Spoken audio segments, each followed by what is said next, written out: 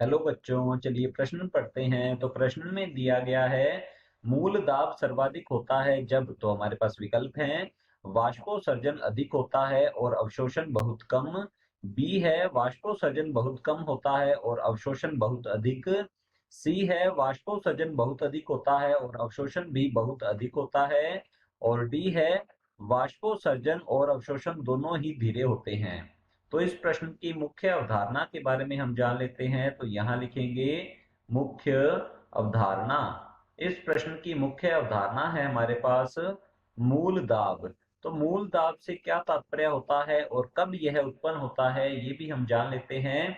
तो मूल दाब उत्पन्न होने के लिए स्थिति जो है वो हम देख लेते हैं। स्थितियां होती हैं जब वाष्पोत्सर्जन, तो यहाँ लिखते हैं स्थिति होती है इसके लिए वाष्पोत्सर्जन जो है यह अनुपस्थित होता है। यह या तो अनुपस्थित होता है या वाष्पोत्सर्जन की दर जो है इसकी दर अत्यंत कम होती है। तो हम यहाँ लिख सकते हैं वाष्पोत्सर्जन अनुपस्थित या फिर अत्यधिक अत्यधिक कम होता है। और हम कह सकते हैं रंध्र जो है, रंध्र बंद होते हैं, रंध्र बंद होते हैं। और यह होता है रात्रि के समय। और इस समय जो है क्या होगा कि मूल कोशिकाएं, इस समय मूल कोशिकाएं सक्रिय रूप से जल का अवशोषण करती हैं। तो यहाँ लिखते हैं मूल कोशिकाएं सक्रिय रूप से रूप से जल का जल का अवशोषण जल शोषण करती हैं करती हैं। और और यह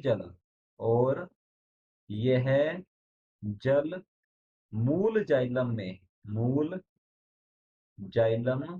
में एकत्रित एकत्रित होकर जाइलम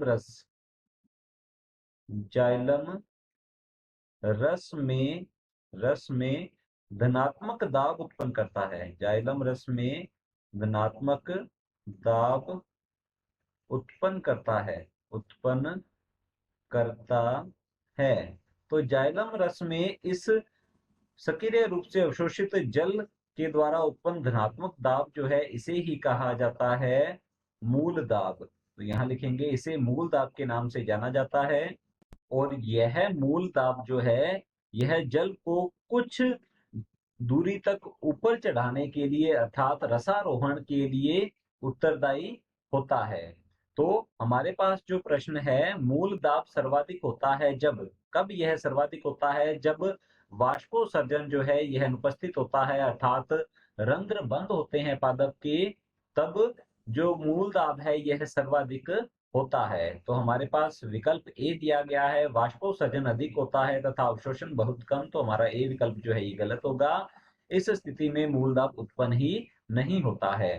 बी दिया गया है वाष्पोत्सर्जन बहुत कम होता है और अवशोषण बहुत अधिक। तो हमारा बी विकल्प जो है ये बिल्कुल सही उत्तर है, जैसा कि हमने अभी समझा है। और सी दिया गया है वाष्पोत्सर्जन बहुत अधिक होता है और अवशोषण भी बहुत अधिक होता है। तो हमारा सी विकल्प जो है ये भी गलत होगा। वाष्पोत्सर्जन यदि अधिक हो रहा है तो मूल दाब उत्पन्न नहीं होता है।